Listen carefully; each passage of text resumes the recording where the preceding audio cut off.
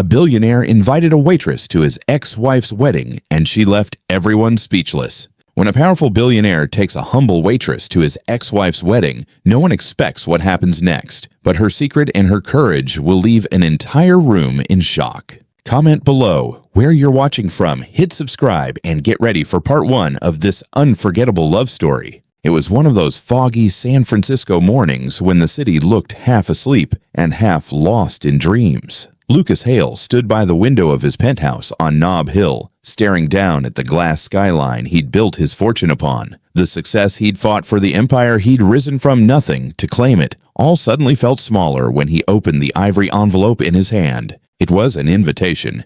The honor of your presence is requested at the wedding of Vanessa Hale and Matthew Rourke. He read the words twice, his jaw tightening. Vanessa, his ex-wife. The woman who once swore she couldn't live without him until the crash of his first company left him, broke humiliated and alone. Now she was marrying the man who'd bought his company after it fell apart. A laugh escaped him, short and sharp. Of course, he muttered, setting the invitation down beside his untouched coffee. A perfect love story. For everyone but me. His assistant Jordan poked his head through the office door. "You okay, boss? You've been staring at that thing for 10 minutes. Lucas lifted the card. "It's from Vanessa." Jordan whistled softly. "Ouch, that's bold." Cruel Lucas corrected. "She probably expects me to show up alone just so everyone can see how well I've aged under heartbreak." Jordan smirked. "Then don't show up alone." Lucas glanced at him, the idea already forming. "You mean bring someone?" "Exactly. Make an entrance. Let her wonder who you're with. Show her she didn't break you." Lucas leaned back, considering it. The thought shouldn't have mattered. He'd moved on, or at least told himself so. But pride has a way of whispering in the quiet moments, and that whisper was loud now. He looked out the window again. The city pulsed below, fast, hungry, alive. Somewhere down there he thought was the person who could help him turn the tables. Someone unexpected. Someone who'd make the world look twice. He smiled faintly. "All right, Jordan, let's give her a show she'll never forget." Later that evening, the fog rolled in thick over the Golden Gate Bridge. Lucas drove without a destination, the city lights blurring through his windshield. He wasn't looking for love. He didn't even believe in it anymore. What he wanted was control.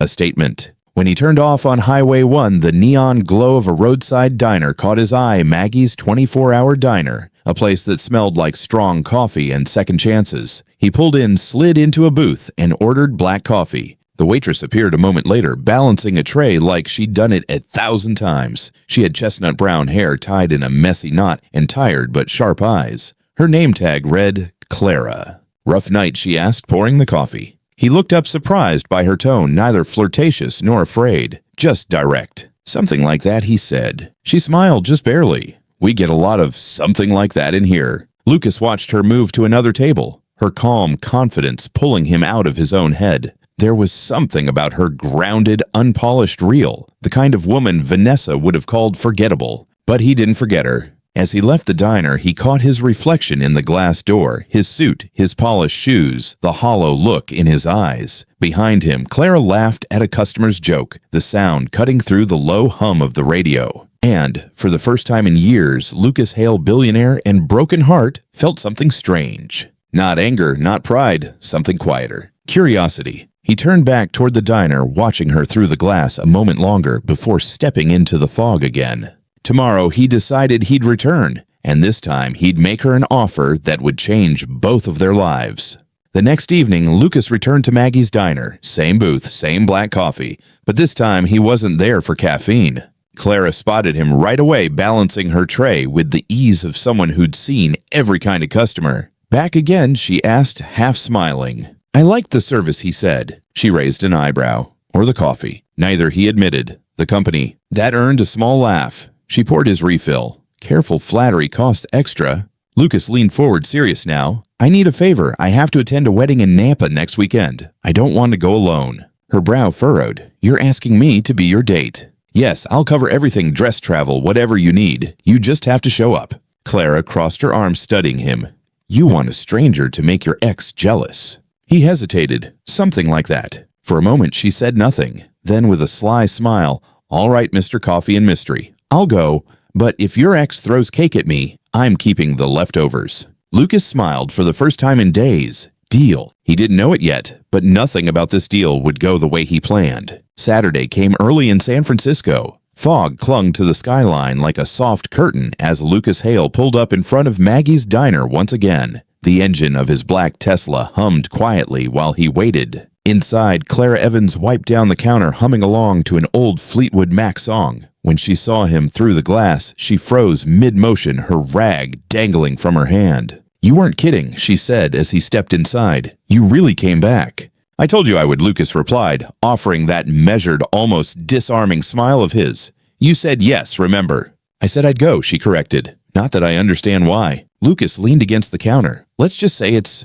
a performance. My ex-wife's wedding is next weekend in Napa Valley. I need someone grounded, someone real. You're both." Clara blinked, unsure whether to laugh or be offended. "That's a weird compliment, Mr. Hale." "Lucas," he corrected, "and I'm serious. You'll be treated with complete respect. It's just a social event, nothing more." "Nothing more," she repeated softly, her eyes narrowing. "And what exactly does a billionaire offer in exchange for nothing more?" He paused. "A weekend away, a new dress, a decent paycheck." Clara crossed her arms. "You're trying to buy authenticity. That's not how it works." Lucas hesitated, his pride stung. He wasn't used to people talking to him that way. "I'm not buying anything," he said quietly. "I'm asking." That tone made her look up. His voice for once sounded honest, no arrogance, no performance, just a man tired of pretending. She exhaled. "All right, I'll go. But I picked the dress, and if your ex gives me attitude, I'm drinking the most expensive champagne in the room." Lucas almost smiled. "Deal." The following Friday, the city gleamed under the afternoon sun as Clara stood outside an upscale boutique on Union Square. The marble storefront reflected a world she didn't belong to, but she stepped in anyway. Stylists fluttered around her, pulling fabrics and shoes, their voices a blur of fashion terms she'd never heard. Lucas sat nearby, pretending to scroll through emails while actually watching her. She wasn't like the women he usually met at charity galas, those who tried too hard to impress. Clara didn't seem intimidated or eager to please. She was curious, amused, even by the chaos around her. At one point, the tailor asked gold or silver accessories, ma'am. Clara touched the small silver locket on her neck. "Silver," she said firmly. "Always silver." Lucas noticed. "That locket means something to you."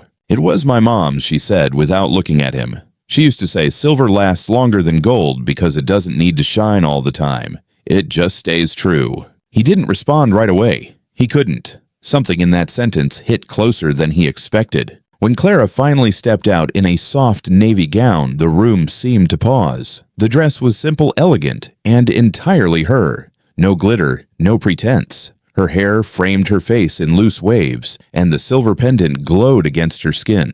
Even the stylist stopped to stare. Lucas stood up slowly. "You look—" He searched for the right word. "Unbelievable." She gave a small, knowing smile. "You mean presentable?" "No," he said quietly. "I mean, you look like yourself. Just the version the world should have seen sooner." Clara didn't blush. She simply tilted her head, studying him.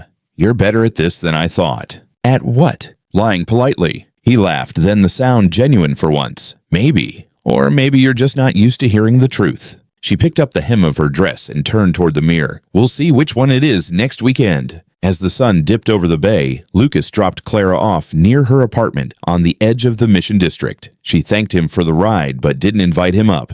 Before she left the car, she turned to him. "Why me, really? You could have hired an actress or a model or whatever it is billionaires usually do."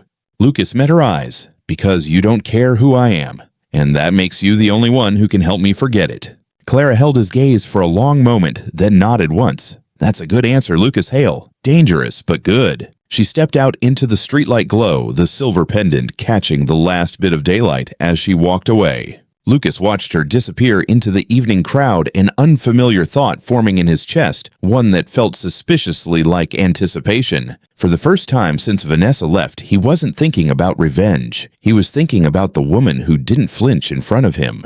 And somehow that scared him even more. By the time Friday arrived, the city felt different to both of them. For Lucas Hale, San Francisco was no longer a map of success and failure. It was a waiting room before something unpredictable. For Clara Evans, it was the last stop before stepping into a world she'd only ever seen from a distance. That morning, a sleek black car pulled up in front of her small apartment building in the Mission District. Clara came down the stairs carrying nothing but a worn leather bag and the confidence of someone who had learned to survive without anyone's help. Lucas stepped out of the car, looking every bit the billionaire, gray suit, polished shoes, and that unshakable calm that made people move out of his way without him saying a word. "You're early," Clara said, sliding on her sunglasses. "I don't like being late," he replied. "Of course you don't," she said with a smirk. "You're the kind of man who thinks time waits for him."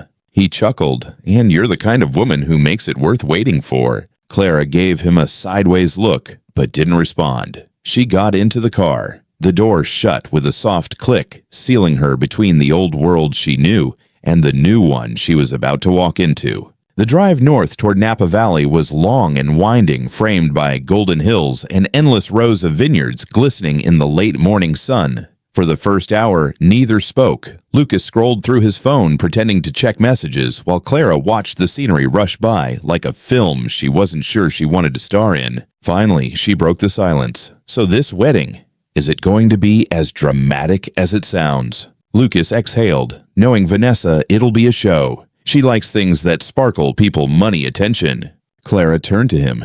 "And what did you like about her?" He paused. The question wasn't mean, just honest. "At the time that she made me feel like I mattered." Clara studied him for a moment, then looked back out the window. "Funny. That's usually how the wrong people make us feel before they break us." He glanced at her surprised. "You sound like you've lived that." "I've served coffee to enough broken people to recognize the pattern," she said softly. Lucas smiled faintly. "You're not what I expected, Clara." "Good," she replied. "Neither am I." When they arrived at the Vineyard Resort, the air smelled like wild lavender and fresh rain. The place was breathtaking, rolling hills, stone cottages, and a glass-walled ballroom overlooking the valley. Clara stepped out of the car and stared at the view. "Wow," she whispered. "This looks like something out of a movie." Lucas nodded. "Trust me, everyone here thinks they're the main character." A hotel concierge approached. "Mr. Hale, welcome back." Clara caught the word back, but didn't comment. Lucas had been here before with Vanessa. The thought flickered across her mind like a brief shadow. They were led to their suites, adjoining rooms with a shared terrace that opened toward the vineyards. The afternoon sun painted everything gold. Clara set her bag down, walked out to the balcony, and took a deep breath. "Feels like another planet," she said when Lucas joined her. "Enjoy it," he replied. "Tomorrow it'll be full of people pretending to be perfect." "Sounds exhausting," she said, leaning on the railing. "It is," he admitted. "That's why I brought you." Clara turned. "To exhaust you less." "No," Lucas said quietly, "to remind me what's real." The honesty in his voice made her chest tighten for a reason she couldn't name. That evening, a pre-wedding cocktail party was held at the resort's main terrace. Lucas appeared in a charcoal tuxedo perfectly tailored. Clara stepped out in a soft ivory dress that fell just below her knees. It wasn't loud or glittering, but it turned heads all the same. When she reached him, Lucas could only stare. "You clean up well," she said teasingly. "So, do you?" he replied, though the words came out more like a confession than a compliment. As they walked into the terrace, whispers followed. Cameras flashed. People wanted to know who the stunning woman with Lucas Hale was, the man once known for his very public divorce. Clara carried herself with quiet confidence, smiling when spoken to, listening more than she talked. Lucas noticed how naturally she moved through the crowd, like she'd been here her whole life, though he knew she hadn't. At one point, a woman approached her. "That dress is lovely," she said sweetly. "Which designer?" Clara smiled. "Goodwill." The woman blinked, confused. I don't know that label." Lucas almost laughed as Clara excused herself politely and walked toward the balcony, leaving behind a ripple of curious stares. Later, as the night deepened and the laughter from the terrace faded, Clara stood outside watching the valley lights shimmer in the distance. Lucas joined her, 2 glasses of champagne in hand. "Tomorrow's the big day," he said, handing her a glass. Clara looked out over the vineyard. "You sure you're ready for this?" He took a sip, then said quietly, "I thought I was. But lately, I'm not so sure what I'm doing anymore." She smiled gently. "Maybe that's the first honest thing you've said since I met you." Lucas turned toward her, his voice softer now. "And what about you, Clara? Why'd you really say yes to this?" She met his eyes. "Because I wanted to see what happens when someone like me walks into a world that keeps pretending I don't exist." Lucas held her gaze. The moonlight traced the outline of her face, and for a moment, the air between them changed. warmer, quieter, charged with something that neither of them dared to name. Somewhere in the distance, a soft piano played from the terrace. The melody drifted through the open air, simple and haunting. "Tomorrow," Clara said, setting down her glass, "let's make sure your ex-wife remembers both of our names." Lucas smiled. "Oh, I don't think she'll forget you." He was right, but what he didn't know yet was why. The morning of the wedding arrived crisp and golden over the vineyards of Napa Valley. Rows of white chairs lined the garden, glimmering beneath chandeliers strung between olive trees. A soft breeze carried the scent of roses and champagne. Everything was perfect, exactly the way Vanessa liked it. Lucas Hale adjusted his cufflinks in front of the mirror. He looked like every inch the confident billionaire again, but behind his calm eyes there was tension. He wasn't sure why he was nervous. Maybe because for the first time this wasn't just about his ex-wife anymore. A knock sounded on the door. "Come in," he called. Clara stepped in, and the air in the room seemed to shift. She wore a deep emerald gown that hugged her figure with quiet grace, her silver pendant glinting at her throat. Her hair was pinned loosely, a few curls framing her face. Lucas froze for half a second before finding his voice. "You look stunning." She smiled a little shyly this time. "Let's hope your ex thinks so too. I have a feeling she will," he murmured. When they arrived at the venue, every head turned. Conversation stopped mid-sentence. Cameras swiveled. Lucas Hale had always drawn attention, but today it was the woman beside him who stole the spotlight. Vanessa spotted them from across the terrace. Her smile faltered. The glass of champagne in her hand trembled slightly before she recovered her poise. Beside her stood Matthew Rourke, the man she was marrying, the man who'd once bought Lucas's company for a fraction of its worth. "Well," Vanessa whispered under her breath, "he certainly didn't come alone." Lucas led Clara toward the crowd, his hand resting gently at her back. Every step felt deliberate, choreographed, yet natural. Clara held her head high, her gaze calm but unflinching. As they reached Vanessa and Matthew, the air thickened. "Vanessa," Lucas said politely, extending his hand. "Lucas," she replied, her smile tight. "You made it. And you brought company." "This is Clara Evans," Lucas said. "A friend." Vanessa's eyes flickered over Clara from head to toe. "Lovely," she said coolly. "You look familiar." Clara's lips curved. "I get that a lot." Matthew, eager to diffuse the tension, raised his glass. "We're just about to start the toast. Please join us." The crowd gathered around as Vanessa gave her rehearsed speech about love, second chances, and the beauty of new beginnings. It was perfect to perfect. Every word sounded polished, practiced hollow. When she finished, the MC smiled. "Before we toast, would anyone else like to say a few words?" There was a murmur of laughter, polite applause. Then, to everyone's surprise, Clara stepped forward. "I would," she said clearly. Dozens of faces turned toward her. Lucas's eyes widened slightly. Vanessa's smile froze. Clara held her champagne flute, but didn't raise it yet. "I don't know most of you," she began, her voice steady, "and I'm not part of this beautiful, sparkling world you all live in. I'm a waitress from a diner in San Francisco. I serve coffee to tired people, and I listen to their stories. And one thing I've learned is that love, real love, isn't a performance." A hush fell over the crowd. Even the music faded. Love, Clara continued, isn't about who looks perfect on paper. It's about who stands beside you when your world falls apart. The ones who stay, even when the lights go out. Her eyes met Vanessa's for a fraction of a second. So if you've found someone who makes you feel seen, not just admired, you're luckier than most. She raised her glass to love that lasts longer than appearances. No one moved. For a moment, the entire vineyard was silent. No wind, no whispers, only the sound of a distant fountain. Then slowly, people began to clap. First softly, then louder. Genuine applause rippled through the crowd. Vanessa forced a smile and clinked her glass against Matthew's, but her eyes never left Clara. Beneath the polite expression, there was confusion, maybe even fear. Lucas watched Clara with quiet pride. There was no trace of arrogance or performance in her words, only truth. And somehow, her truth had stolen the show. As the guests returned to their conversations, Lucas leaned toward her. "You just turned a wedding toast into a TED Talk." Clara grinned. "You said to make her remember me." "I think she'll do more than that," he said softly. Later that night, as lanterns flickered over the courtyard and the band played slow jazz, Clara stood by the fountain letting the cool mist brush her skin. Lucas joined her, slipping his hands into his pockets. "You didn't tell me you were planning a speech," he said. "I didn't plan it," she replied. "It just felt like someone needed to say it."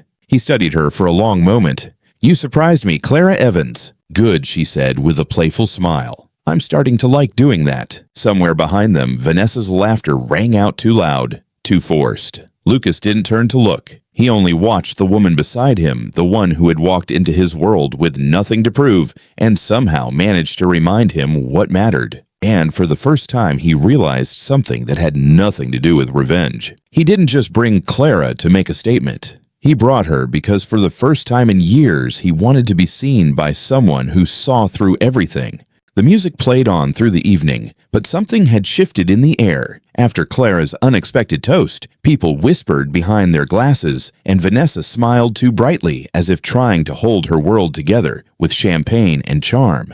Lucas noticed. He could always tell when Vanessa was pretending her laughter went half an octave higher, her eyes moved too fast, and tonight they were darting everywhere, mostly toward Clara. As the crowd began to thin and the moon rose over the vineyards, Vanessa finally made her move. "Lucas," she called sweetly, gliding toward him in her shimmering white gown. "It's been ages. Walk with me." He hesitated, but Clara, who stood nearby, gave him a small nod. "Go ahead," she said softly. "I'll grab some fresh air." Vanessa led Lucas out to the terrace, where soft lanterns flickered against the vines. For a moment, the years between them melted away. Then her voice turned sharp. "So," she said, tilting her head, "your date, she's interesting." Lucas met her gaze evenly. "She's extraordinary." Vanessa smiled thinly. "Oh, I'm sure. But tell me, do you really know who she is?" He frowned. "What's that supposed to mean?" Vanessa swirled the wine in her glass, watching it catch the light.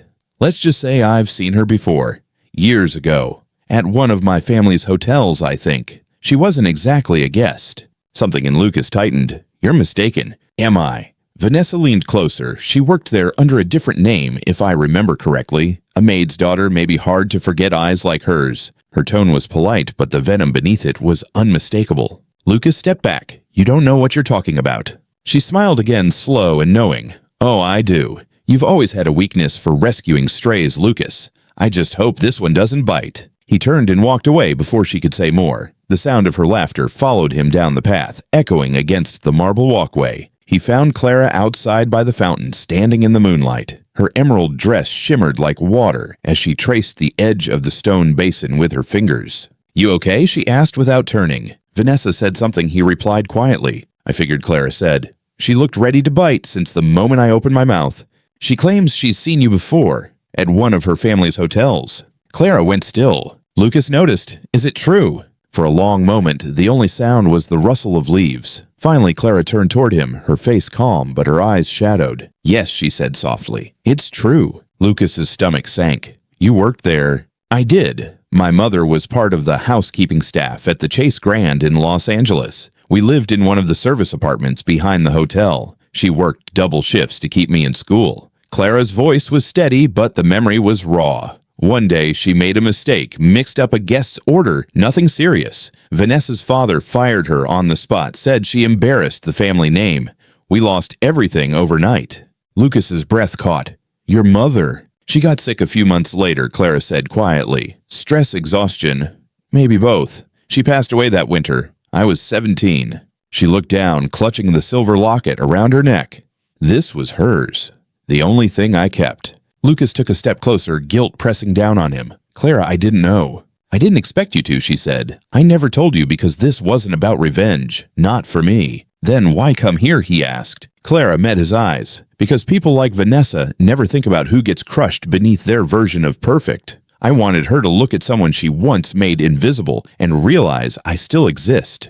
The honesty in her words hit him harder than any accusation. He saw her not as the woman who'd stunned a wedding crowd, but as the girl who had once watched her world collapse from behind a service door. "I should have told you," she whispered, "but I didn't want to be another sad story you felt obligated to fix." Lucas shook his head. "You're not a sad story, Clara. You're the only real thing in a room full of lies." For a moment, neither of them spoke. The moon hung low over the vineyard's silver light spilling across the fountain. The music from inside was faint, now replaced by the distant hum of crickets. Clara's voice softened. "You should go back inside before people start talking." "I don't care what they say." "Maybe not," she said gently. "But I do. I didn't come here to start a scandal. I came to finish one." Lucas wanted to argue, but something in her tone stopped him. There was no anger, just quiet resolve. He stepped closer, lowering his voice. "Whatever Vanessa thinks she knows, we'll deal with it together." Clara's eyes glistened.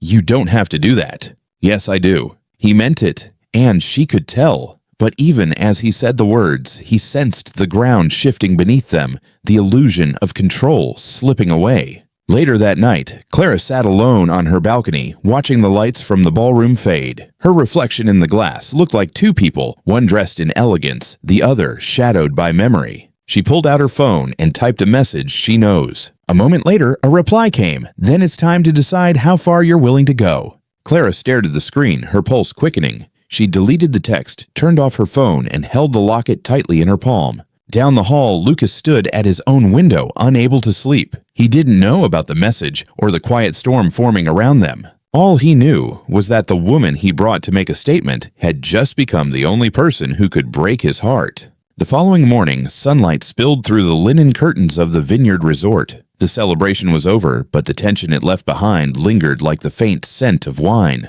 Lucas Hale hadn't slept much. He spent half the night staring at the ceiling, thinking about Clara, her story, her courage, her silence. Everything about her challenged the way he'd learned to see the world. By the time he walked down to the courtyard, she was already there, sitting on a stone bench near the fountain. She wore jeans and a light sweater, now her hair loose around her shoulders. Without the gown or the spotlight, she looked almost ordinary, but to Lucas, she never had. He approached slowly. "Mind if I join you?" Clara looked up, shielding her eyes from the morning sun. "If you're here to apologize, you don't need to." He sat beside her anyway. "I'm not. I just wanted to understand." She turned toward him. "Understand what?"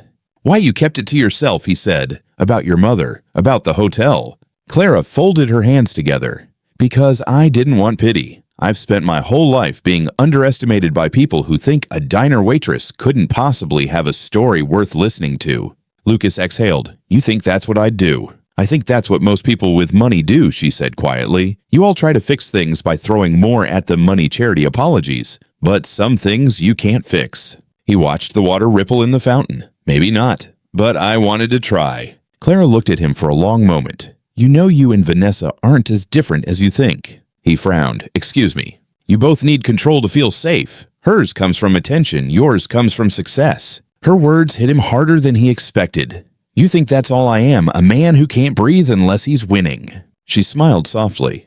"No, I think you're a man who's afraid of what happens when he's not." Lucas didn't reply. He wasn't used to being seen so clearly. They sat in silence for a while. The vineyard stretched endlessly before them, sunlight catching on the rows of vines. Somewhere in the distance, workers' laughter carried faintly through the morning air. Finally, Clara spoke again. "After my mom died, I promised myself I'd never depend on anyone again. I built my life around that. Then you showed up in a diner with a $1,000 tip and an invitation that made no sense." Lucas smiled faintly. "You thought I was crazy." "I still do," she said, "but you reminded me that sometimes people surprise you."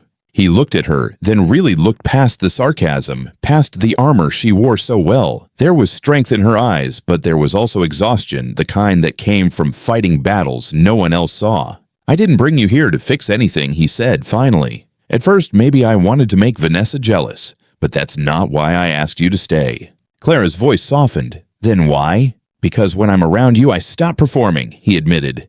"You don't care about the suit or the money. You talk to me like I'm just a person." She blinked, caught off guard. "That's all you are, Lucas. The rest is just noise." For a moment, the world went still. The breeze moved through the vines, a bird called in the distance, and time seemed to slow between them. Lucas reached out and gently brushed a strand of hair from her face. "I don't know what this is," he said, voice low, "but I don't want it to end here." Clara's breath caught. "You're making it sound like something's about to start. Maybe it already has." She looked away, torn between caution and something she hadn't let herself feel in years. "You don't even know me, Lucas." "Then let me," he said simply. There was no grand gesture, no music swelling in the background. Just two people sitting in the quiet, trying to figure out what it meant to be honest with each other for the first time. After a long silence, Clara stood. "You should head back to the city. You have a life to run." "So, do you?" he said. "Yeah," she whispered, glancing toward the hills. "But maybe for once I'll stop running." Lucas watched her walk away through the sunlit courtyard, her silver pendant glinting with every step. He felt something he hadn't felt in years, hope fragile and unfamiliar. As she disappeared around the corner, he realized that what started as a plan to reclaim his pride had turned into something far more dangerous, the chance to feel again. Back in San Francisco, the city pulsed with its usual rhythm, coffee shops, opening taxis, honking business towers glittering in the morning sun. But inside Lucas Hale's penthouse, the calm that had begun to settle between him and Clara was about to break. 3 days had passed since the wedding in Napa. Clara had gone back to her routine at Maggie's diner, insisting she needed normal again. Lucas respected that. He hadn't pushed. He'd sent her one text coffee this weekend. No suits, no fancy cars, just us. She hadn't replied yet. He was sitting in his office overlooking the bay when his assistant Jordan knocked lightly and entered tablet in hand. "Sir, you need to see this," Jordan said, his tone uneasy. Lucas frowned. "What is it?" Jordan placed the tablet on his desk. The headline glared back at him in bold letters: Billionaire Lucas Hale's mystery date a waitress with a hidden past. Beneath it was a photo of Clara in her emerald gown from the wedding, taken from an angle that turned grace into scandal. The article went on to paint her as a schemer, a small-town opportunist chasing fortune through manipulation. Lucas's jaw tightened as he scrolled. Where did this come from? Page 6 online, Jordan said, but the source looks like it came from someone inside the Harrington PR circle. Vanessa. Lucas leaned back in his chair, fury simmering just below the surface. He should have seen this coming. Meanwhile, across town, Clara was wiping down a counter at Maggie's when her co-worker Lila rushed in holding her phone. "Clara, you need to look at this," Lila said breathlessly. "You're all over the news." Clara frowned. "What?" Lila turned the screen toward her. As soon as Clara saw the headline, her stomach dropped. She scrolled, reading words that twisted her past into something ugly, painting her as a liar who had used her tragic background to manipulate the city's most eligible billionaire. The diner seemed to spin around her. Conversations faded. Plates clattered somewhere behind her, but she couldn't hear anything except the blood rushing in her ears. She set the phone down and whispered, "She did this." Lila blinked. Who? His ex-wife. That afternoon, Lucas drove straight to Vanessa's downtown office. He didn't bother making an appointment. He stormed past the front desk, ignoring the receptionist's protests, and pushed open the door to her glass-walled office. Vanessa looked up from her desk, unfazed. "Lucas, to what do I owe the pleasure?" "You leaked that story," he said, his voice cold. She raised an eyebrow. "You'll have to be more specific. I'm involved in a lot of stories." He slammed a copy of the article onto her desk. This one, about Clara. Vanessa leaned back, her red lips curling into a half-smile. "Ah, yes. The waitress with the tragic past. It's amazing what the public will eat up, isn't it?" "Do you have any idea what you've done?" he snapped. "You humiliated an innocent woman." "Innocent," she said, feigning surprise. "Lucas, she deceived you. She's not who you think she is. Did she tell you she used to work for my family, that her mother was fired for stealing?" Lucas froze. "That's a lie." Vanessa's tone turned icy. "Believe what you want, but remember this: people like her don't end up in your world without wanting something in return." He stepped closer, his voice low. "You've crossed a line, Vanessa. Whatever happened between us ended years ago.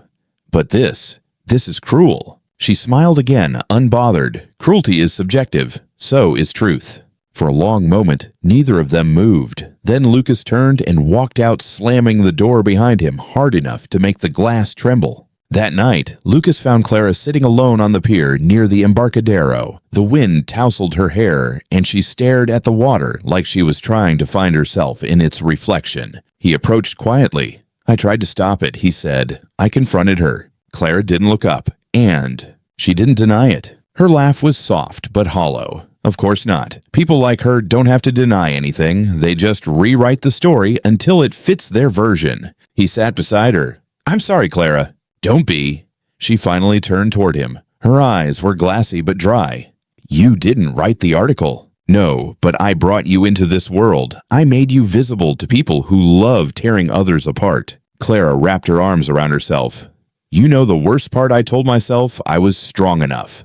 That after everything, I couldn't be hurt anymore. Turns out I was wrong." Lucas's voice softened. "You're not wrong. You're human." For the first time, she looked at him. Really looked. "You still think you can fix this?" He hesitated. "No, but I won't let her destroy you." She managed a faint smile. "That's not your fight to win." "Maybe not," he said, "but I'm still going to fight it."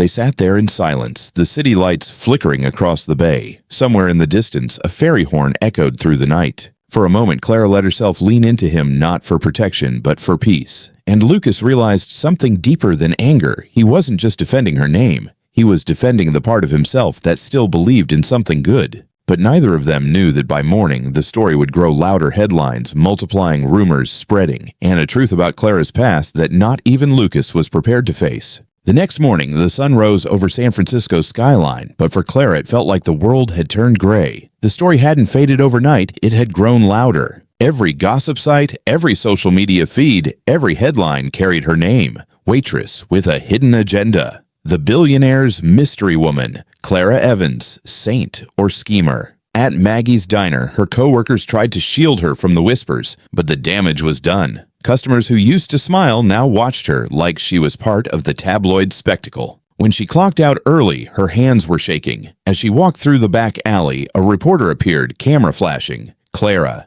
did you manipulate Lucas Hale for money? Were you after revenge?" She froze. No comment, she muttered, pushing past, but her voice cracked halfway through, betraying the exhaustion beneath. By the time she reached her small apartment, her phone was buzzing nonstop.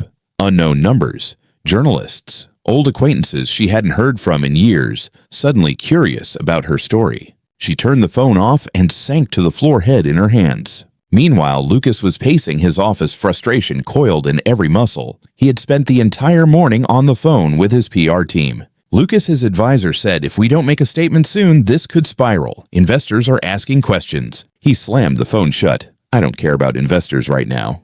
Jordan, his assistant, hesitated at the door. "Sir, there's something else. A reporter from the Chronicle claims to have found court records about Clara's family." Lucas froze. "What kind of records?" "Financial ones," Jordan said quietly. "It looks like her mother wasn't fired for theft. She was framed." Lucas's heart stopped. Framed by who? Jordan lowered his voice. "By the Harrington family's financial department. There's evidence that money was moved under her name, but the approval signature came from Vanessa's father." Lucas felt the air leave his lungs. "You're telling me Clara's mother was innocent?" "Looks that way," Jordan said. "The files were sealed years ago, but the reporter has copies." Lucas didn't hesitate. "Get me the journalist's number." An hour later, he was sitting across from the Chronicle's lead reporter, a woman named Serena Holt. She placed a folder on the cafe table between them.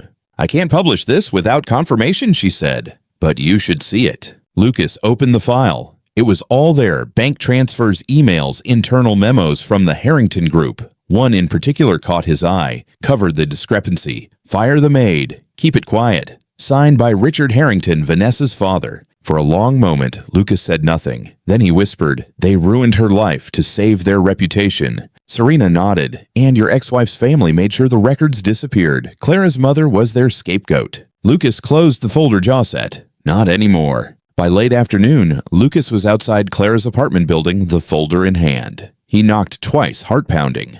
When she finally opened the door, she looked exhausted, eyes red, voice small. "Lucas, I can't do this right now." "You don't have to," he said gently. "Just listen."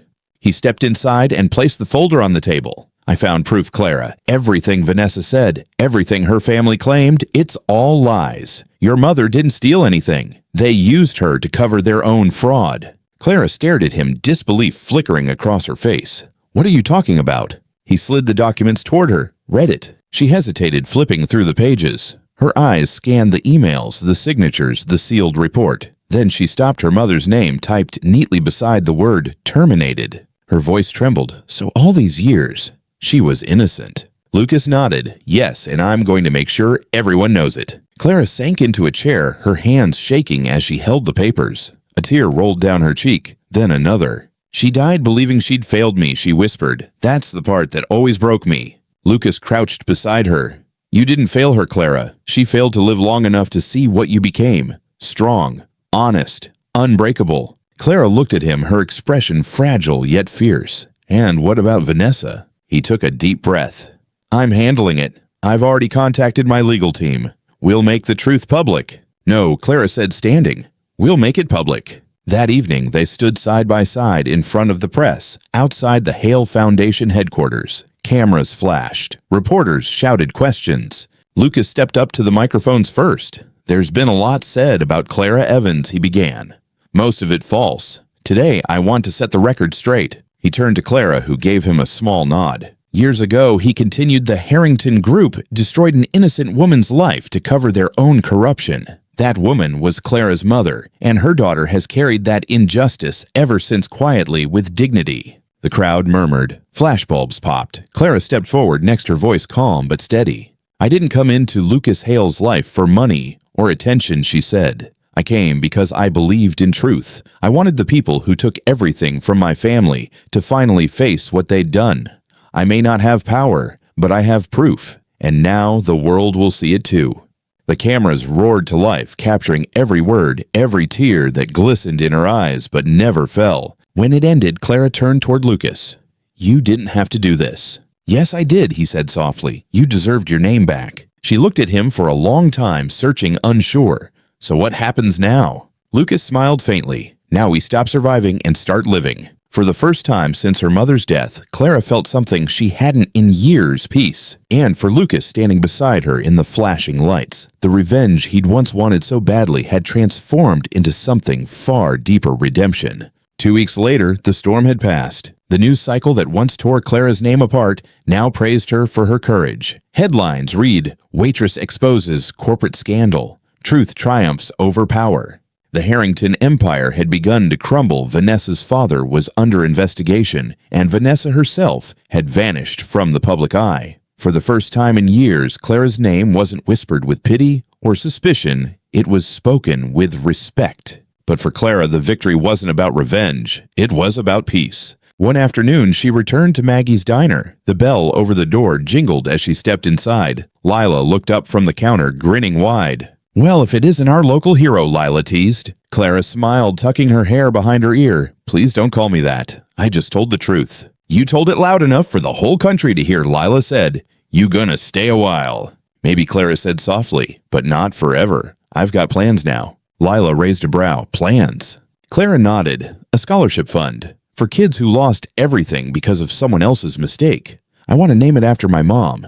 Lila's grin softened into something warmer. "She'd be proud of you, Clara." "I hope so." That evening, Clara met Lucas at the waterfront, the same pier where they'd talked the night the world turned against them. The city lights shimmered across the bay, reflecting in the gentle waves. He was leaning against the railing, hands in his coat pockets, looking out at the horizon. When he turned, his smile was quiet but real. "You made the front page again," he said. "But this time, it's for the right reasons." Clara chuckled. "I never thought I'd be on the same page as Wall Street." He stepped closer. "You've come a long way from Maggie's." "So have you," she said. "You stopped fighting battles that weren't worth winning." Lucas looked at her for a long moment. "You know, I used to think redemption came from proving people wrong. But I was wrong. It comes from choosing what's right, even when no one's watching." Clara smiled faintly. "Sounds like something my mom would have said." "Maybe she's still saying it," Lucas replied, his gaze gentle. A light wind swept across the pier, carrying the scent of the ocean. The world around them slowed, the sound of seagulls, the hum of traffic, the quiet rhythm of the water. For once, neither of them needed to fill the silence. After a long pause, Clara spoke again. "You know, when you first walked into that diner, I thought you were just another rich man trying to escape his loneliness." "And now?" he asked. She met his eyes. "Now I think you were looking for the same thing I was. A reason to start over." Lucas's voice softened. "I found it." She smiled. "Good, because so did I." They stood there for a while, watching the sky turn from gold to deep blue. Finally, Lucas reached into his pocket and pulled out a small envelope. "What's this?" she asked. "An invitation," he said, "but not the kind you think." She unfolded the paper. Inside was a printed letterhead, "The Hale Foundation for Second Chances." Lucas continued, "It's a non-profit for single mothers, students, people trying to rebuild their lives. I used your mom's name for the first scholarship." Clara's eyes filled with tears. "Lucas, you didn't have to." "I wanted to," he said, "because what you taught me, the way you live, the way you keep standing up, that's the kind of strength this world needs more of." She blinked back tears and laughed softly. "You're impossible, you know that." "I've been told." She reached out and took his hand. For the first time, there was no pretense, no power game, no guilt. Just quiet understanding between two people who had been broken in different ways and decided to stop pretending otherwise. Lucas squeezed her hand gently. "You ready to move forward?" Clara looked out at the horizon where the lights of the bridge shimmered like scattered stars. "Yeah," she said, "I think I finally am." As they walked away from the pier, side by side, the city around them pulsed with life proof that even after chaos, there could still be calm. And maybe that was the real ending. Not the headlines, not the revenge, not even the romance, but the stillness after the storm. Because sometimes healing doesn't come from changing the world. It comes from finally believing that you deserve to belong in it. If this story touched your heart, don't forget to like, share, and subscribe for more stories about love, courage, and second chances. Because sometimes one story can change the way we see the world.